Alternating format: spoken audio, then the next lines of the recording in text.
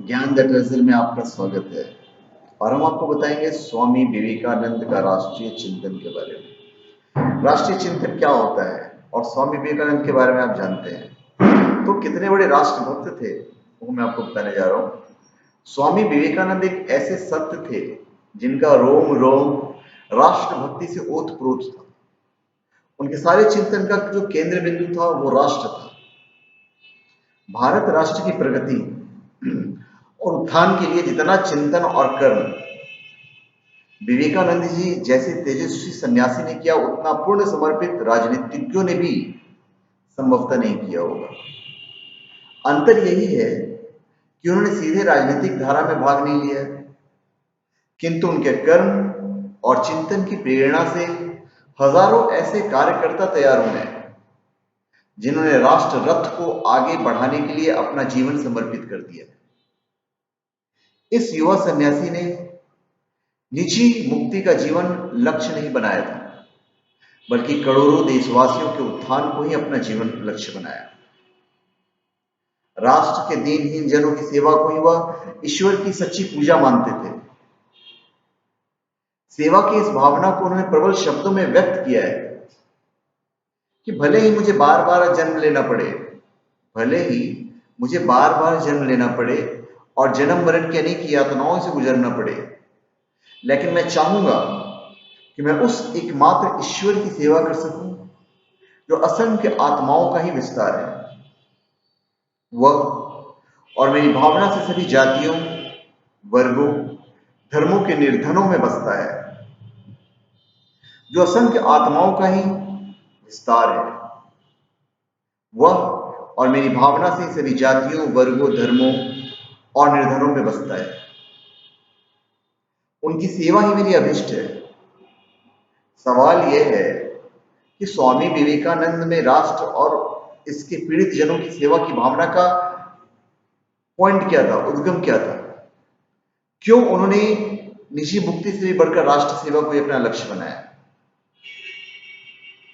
इस तथ्य को जानने के लिए स्वामी विवेकानंद की जीवन यात्रा पर अगर आप दृष्टि डालेंगे तो ज्यादा जरूरी होगा। कलकत्ता के उच्च मध्यम वर्गीय परिवार में 12 जनवरी 1863 को जन्मे विवेकानंद के बचपन का नाम था नरेंद्र नाथ। नरेंद्र विश्वनाथ और भुवनेश्वरी के सबसे बड़े पुत्र थे। उनका प्रारंभिक जीवन तैराकी, संगीत और दौड़ जैसी भौतिक कलाओं के अर्जन में बीता। ज्ञान और सत्य के खोजी तो नरेंद्र जी बचपन से ही थे, इसलिए वे जीवन का चरम सत्य की खोज के लिए छटपटा उठे। वे ये जानने के लिए व्याकुल उठे कि क्या सृष्टि नियंता जैसी कोई शक्ति है जिसे लोग ईश्वर करते हैं। सत्य का यही अनवरत खोज उन्हें दक्षिणेश्वर के संत श्री रामकृष्ण परमहंस तक ले गई और परमहंस ही वह सच्चे गुरु सिद्ध हुए जिनका सानिध्य पाकर नरेंद्र जी के ज्ञान पिपासा शांत हुई और नरेंद्र से वो स्वामी विवेकानंद बन गए। अपने गुरु रामकृष्ण परमहंस से प्रेरित स्वामी विवेकानंद ने साधना प्रारंभ की और परमहंस के जीवन काल में ही साधना प्राप्त कर ली। किंतु विवेकानंद को तो इस जीवन में कोई दूसरा ही कार्य करना था। इसलिए जब स्वामी विवेकानंद ने दीर्घ काल तक समाधि अवस्था में रहने की इच्छा प्रकट की तो उनके गुरु श्री रामकृष्ण परमहंस ने उन्हें महान लक्ष्य की ओर प्रेरित करते हुए कहा कि मैंने सोचा था कि तुम जीवन के एक प्रखर प्रकाश पुंज बनोगे और तुम होके एक साधारण मनुष्य की तरह व्यक्तिगत आनंद में डूब जाना चाहते हो।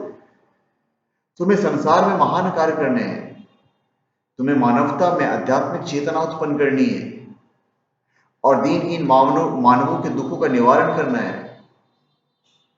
स्वामी विवेकानंद के लिए संदेश आंखें खोलने वाला था। रामकृष्ण परमहंस भी विवेकानंद के आश्वासन को पाकर अभिभूत हो गए और उन्होंने अपनी मृत्युशैया पर अंतिम क्षणों में कहा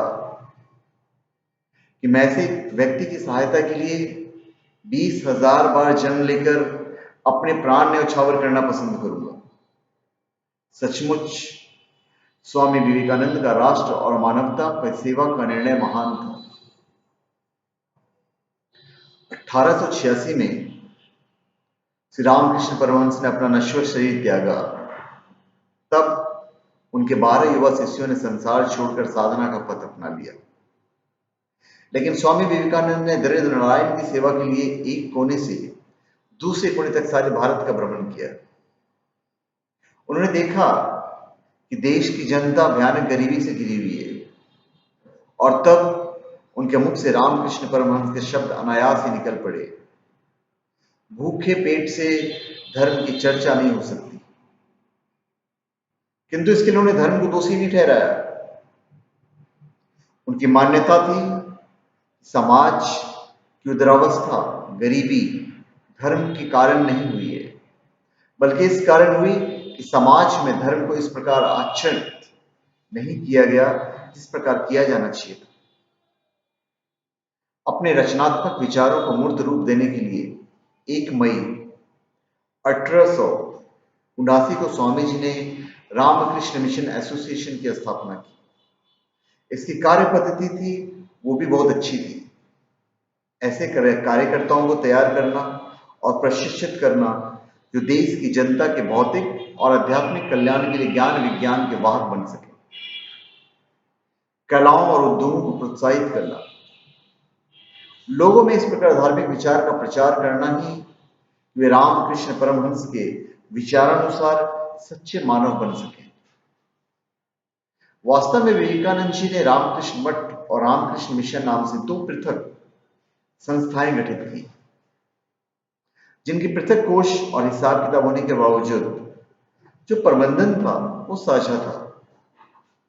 इनमें से प्रथम रामकृष्ण मठ समर्पित सन्यासियों की श्रृंखला तैयार करने के लिए थी, जबकि दूसरी रामकृष्ण मिशन जनसेवा की गतिविधियों के लिए थी। वर्तमान में इन दोनों संस्थाओं में विश्व भर में सैकड़ों केंद्र हैं, और ये संस्थाएं शिक्षा, चिकित्सा, संस्कृति, अध्यात्म और अन्य सेवा कार्यों में ईमानदार आदर्श स्थापित कर चुकी है। यह कार्य व्यवस्था स्थापित करने के बाद स्वामी जी केवल 5 वर्ष ही जीवित रह पाए। उन्होंने अपने संपूर्ण जीवन शक्ति अपने लक्ष्य को साकार करने में झोंक दी। 1902 में अपने निर्वाण के समय स्वामी जी की आयु मात्र 40 वर्ष थी। त्याग और बलिदान, स्वामी जी नैतिक पवित्रता और त्यागमय जीवन को अत्यधिक महत्व देते थे। उनकी मान्यता थी कि ये 2 सद्गुण ही युवकों को पीड़ित मानवता के उत्थान और जागरण के लिए प्रेरित कर सकते हैं। उन्होंने कहा था कि कोई भी महान कार्य बलिदान के बिना संभव नहीं हो सकता। बलिदान की एक ऐसी श्रृंखला बना दो कि जिसके ऊपर से असंख्य लोग जीवन समुद्र को पार कर सकें। याद रखो, महान लोग वही होते हैं जो अपने हृदय रक्त से दूसरों के लिए राजमार्ग बनाते हैं। उन्होंने देश की समस्याओं को समझने के लिए 7 वर्ष तक लगातार भारत भ्रमण किया। स्वामी जी ने देखा कि जनता गहन अंधकार में भटकी हुई है। उन्होंने भारत में व्याप्त 2 महान बुराइयों की ओर संकेत किया। पहली, महिलाओं पर अत्याचार, और दूसरी, जातिवादी वेश्यों की चक्की में गरीबों का शोषण। आज भी होता ही है थोड़ा बहुत। उन्होंने देखा कि कोई नियति के चक्र से एक बार निम्न जाति में पैदा हो गया तो उसको उत्थान की कोई आशा नहीं रहती थी। आजादी पूर्व की स्थिति यही थी। स्वामी विवेकानंद जैसे मनीषी के चिंतन और क्रियान्वयन के से बाद में गांधी जी ने भी देश की इस दुर्दशाओं को जाना, समझा, और आज स्थिति में काफी बदलाव आया है। परंतु उस समय की कल्पना करें जब विवेकानंद ने यह असंभव सा स्वप्न देखा था। उस समय तो निम्न जाति के लोग उस समय सड़क से गुजर भी नहीं सकते थे, जिससे उच्च जाति के लोग आते जाते थे। स्वामी जी ने जाति के इस भीषण दुर्दशा को देखकर बड़े ही आहत स्वर में कहा था कि धर्म कैसा है जो गरीबों को दुख दूर न कर सके। उन्होंने कहा कि पेड़ों और पौधों तक को जल देने वाले धर्म में जाति भेद का कोई स्थान नहीं हो सकता। ये विकृति धर्म की नहीं, हमारी स्वार्थों की देन है। स्वामी जी ने उच्च स्वर में कहा था कि जाति प्रथा की आड़ में शोषण चक्र चलाने वाले धर्म को बदनाम नहीं करें। तो धन्यवाद। आप हमारे चैनल पर सब्सक्राइब करें और अपने कमेंट दीजिए। धन्यवाद।